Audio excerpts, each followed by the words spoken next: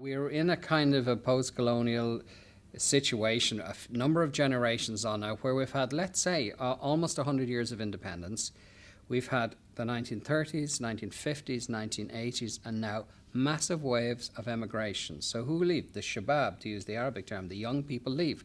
The very ones who are causing some of the aggro in Egypt and possibly forcing change. But those kids are, well, they're not all kids, obviously. They're going out onto the streets in Egypt. That's right. They are, and it's a much in more a very visceral way, demanding change. We're not. Well, it's a much more complex profile. Down. But what is similar is this. I mean, for example, when I was watching some of the interviews in Al Jazeera the other day, there was the Facebook element of the revolution, which seemed gloriously naive to me. I thought some of this is going to, I mean, I know Egypt from many years ago, is going to go horribly complicated in a few days. There was a kind of Beatrix Potter velvet revolution, and this a is euphoria not, about absolutely. it. But this is not Czechoslovakia, for example. What was the difference in Czechoslovakia? You have a memory of democracy.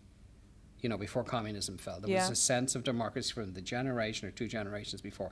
They had something to hark back to. They don't in Egypt. They've had military rule since the 1950s. They had King Farouk before that. So they've nothing to hark back to. So it's all new at a certain level. What have we got in common?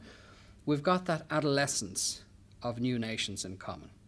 What do adolescents have? Well, they have a kind of vanity, narcissism, unrealistic expectations, the sense of blaming everybody. We all know this about adolescence, and it's a normal phase. And it's a normal phase in nationalism. If you're a nationalist during the phase of the nationalist struggle, you cannot help but be in the right. You must be in the right. You can't have somebody else marching the other way. You can't, you have to be together. Okay? So what happens after the nationalist dream is fulfilled? Self-criticism has to come in.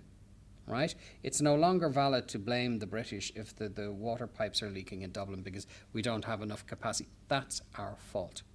All right? That's today. Ireland today, you're saying. That's Ireland today. So there are lots of parallels. We're accepting now that we're to blame for a lot of what has gone on in this country It takes a long, and I don't mean ordinary people, who really have been misled, badly led.